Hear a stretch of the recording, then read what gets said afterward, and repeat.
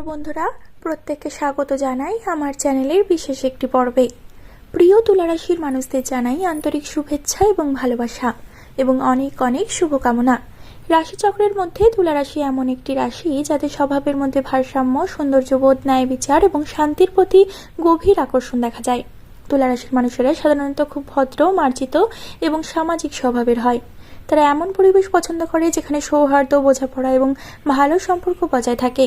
জীবনের অনেক বিষয়কে তারা খুব সূক্ষ্মভাবে উপলব্ধি করতে পারে এবং অনেক সময় তারা এমনভাবে পরিস্থিতি বিশ্লেষণ করে যে অন্যরা অবাক হয়ে যায়।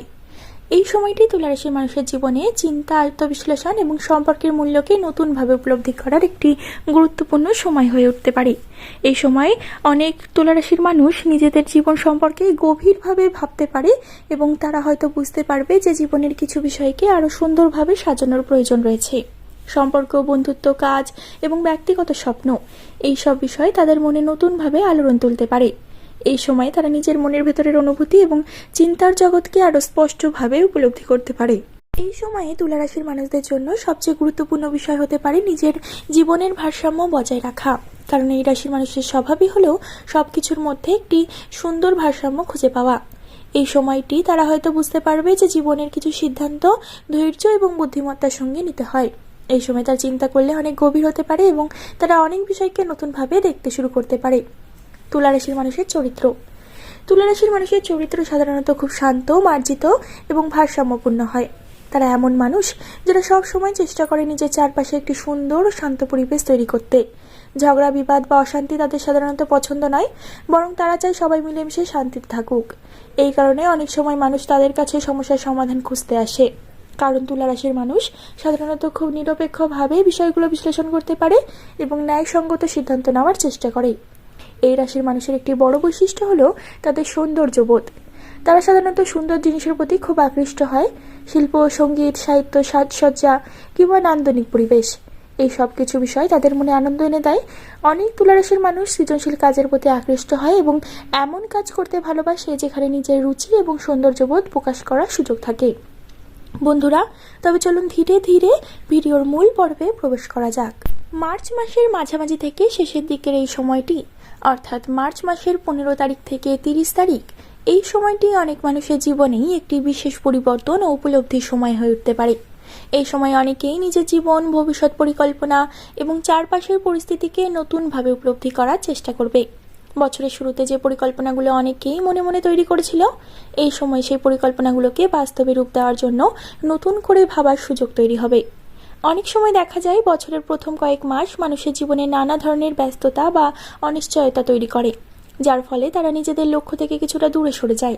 কিন্তু এই সময়টা অনেকের জন্য আবার সেই লক্ষ্যকে নতুনভাবে মনে করিয়ে দিতে পারে এবং ধীরে ধীরে নিজের পথকে সঠিকভাবে সাজিয়ে নেওয়ার সুযোগ এনে দিতে পারে।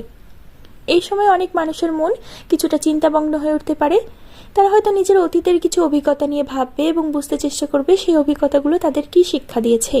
জীবনের প্রতিটি অভিজ্ঞতা মানুষের ভেতরে একটি নতুন উপলব্ধি তৈরি করে। কখনো সেই অভিজ্ঞতা আনন্দের হয়, আবার কখনো কষ্টের হয়। কিছু সময়ের সাথে সাথে মানুষ বুঝতে পারে যে প্রতিটি অভিজ্ঞতাই তাকে আরও শক্তিশালী এবং পরিণত করে তোলে। এই সময়ে অনেকেই অনুভব করতে পারে যে জীবনের কিছু বিষয়কে নতুনভাবে শেখা দরকার এবং কিছু পুরনো অভ্যাস বা চিন্তাকে ধীরে ধীরে পরিবর্তন করা প্রয়োজন। মানসিকভাবে এই সময়ে ধৈর্য ধরে এগিয়ে যাওয়া খুব গুরুত্বপূর্ণ হতে পারে, কারণ অনেক সময় মানুষ দ্রুত ফলাফল দেখতে চায় এবং সেই তাড়াহুড়োর কারণে ভুল সিদ্ধান্ত নিয়ে ফেলে। কিন্তু এই সময়টা এমন হতে পারে যখন ধীরে ধীরে পরিস্থিতি বুঝে এগিয়ে যাওয়াই সবচেয়ে ভালো পথ হয়ে দাঁড়ায়। অনেক মানুষ জীবনে এই সময় এমন কিছু পরিস্থিতি আসতে পারে যেখানে একটু বেশি চিন্তা, ধৈর্য এবং আত্মনিয়ন্ত্রণ প্রয়োজন হবে। যদি কেউ নিজের মনকে শান্ত রেখে এবং বাস্তবতা বুঝে সিদ্ধান্ত নিতে পারে, তাহলে অনেক সময় অনেক জটিল পরিস্থিতিও সহজভাবে সামাল দেওয়া যায়। সম্পর্কের ক্ষেত্রে এই সময়টি অনেক সময় গুরুত্বপূর্ণ হয়ে উঠতে পারে। মানুষ সাধারণত ব্যস্ততার কারণে অনেক সময় নিজের কাছের মানুষদের সাথে সময় কাটাতে পারে না। কিন্তু এই সময়ে অনেকেই অনুভব করতে পারে যে জীবনের প্রকৃত আনন্দ আসলে সম্পর্কের মধ্যেই লুকিয়ে থাকে। পরিবার, বন্ধু বা প্রিয় মানুষের সাথে কিছুটা সময় কাটানো অনেক সময় মানুষের মনকে নতুন শক্তি দেয়। তাই এই সময়ে অনেকেই হয়তো সেই চেষ্টা করবে নিজের কাছের মানুষের সাথে সম্পর্ককে আরো সুন্দরভাবে গড়ে তুলতে। কাজ বা পেশাগত জীবনের দিক থেকেও এই সময়ে নতুন কিছু ভাবনা জন্ম নিতে পারে। অনেক মানুষ নিজের কাজের ধরন, লক্ষ্য বা ভবিষ্যৎ পরিকল্পনা নিয়ে নতুনভাবে চিন্তা করতে পারে। কেউ হয়তো নিজের দক্ষতাকে আরও উন্নত করার কথা ভাববে, আবার কেউ নতুন কোনো সুযোগের দিকে এগিয়ে যাওয়ার পরিকল্পনা করতে পারে। এই সময় ধীরে ধীরে নিজের দক্ষতাকে উন্নত করার চেষ্টা করলে ভবিষ্যতে তার ফল ভালো পাওয়া যেতে পারে। কারণ কোনো বড় পরিবর্তন সাধারণত একদিনে ঘটে না, বরং ধীরে ধীরে ছোট ছোট প্রচেষ্টার মাধ্যমে সেই পরিবর্তন তৈরি হয়। এই সময় নিজের মনের যত্ন নেওয়াও খুব গুরুত্বপূর্ণ হতে পারে।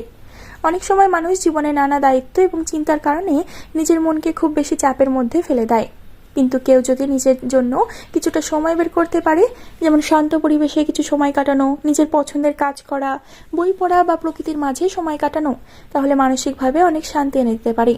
এই সময় অনেকেই বুঝতে পারে যে মানসিক শান্তি জীবনের সবচেয়ে বড় সম্পদগুলোর একটি। জীবনের পথ সবসময় একই রকম থাকে না, কখনো সেই পথ সহজ হয়, আবার কখনো কঠিন হয়ে ওঠে।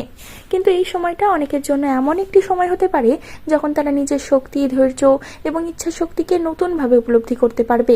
অনেক সময় মানুষ নিজের ক্ষমতা সম্পর্কে পুরোপুরি সচেতন থাকে না, কিন্তু জীবনের কিছু বিশেষ সময় তাকে বুঝতে সাহায্য করে যে সে আসলে কতটা তা শক্তিশালী। এই সময়ে নিজের মনের যত্ন নেওয়াও খুব গুরুত্বপূর্ণ হতে পারে। অনেক সময় মানুষ জীবনের নানা দায়িত্ব এবং চিন্তার কারণে নিজের মনকে খুব বেশি চাপের মধ্যে ফেলে দেয়।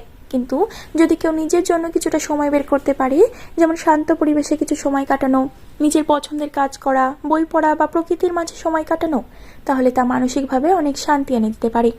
এই সময় অনেকেই বুঝতে পারে যে মানসিক শান্তি জীবনের সবচেয়ে বড় সম্পদগুলোর একটি। নিজের মনকে যত্ন না নিলে জীবনের অন্য দিকগুলোও প্রভাবিত হতে পারে। তাই নিজের মানসিক স্বাস্থ্যের দিকে নজর দেওয়া খুব জরুরি। মাঝে মাঝে নিজের সাথে সময় কাটানো অনেক গুরুত্বপূর্ণ হতে পারে। এতে মানুষ নিজের মনের কথা আরও ভালোভাবে বুঝতে পারে।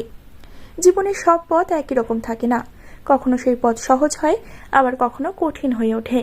কিন্তু এই সময়টা অনেকের জন্য এমন একটি সময় হতে পারে যখন তারা নিজের শক্তি, ধৈর্য এবং ইচ্ছা শক্তিকে নতুনভাবে উপলব্ধি করতে পারবে। অনেক সময় মানুষ নিজের ক্ষমতা সম্পর্কে পুরোপুরি সচেতন থাকে না, কিন্তু জীবনের কিছু বিশেষ সময় তাকে বুঝতে সাহায্য করে যে সে আসলে কতটা শক্তিশালী এবং কতটা সক্ষম।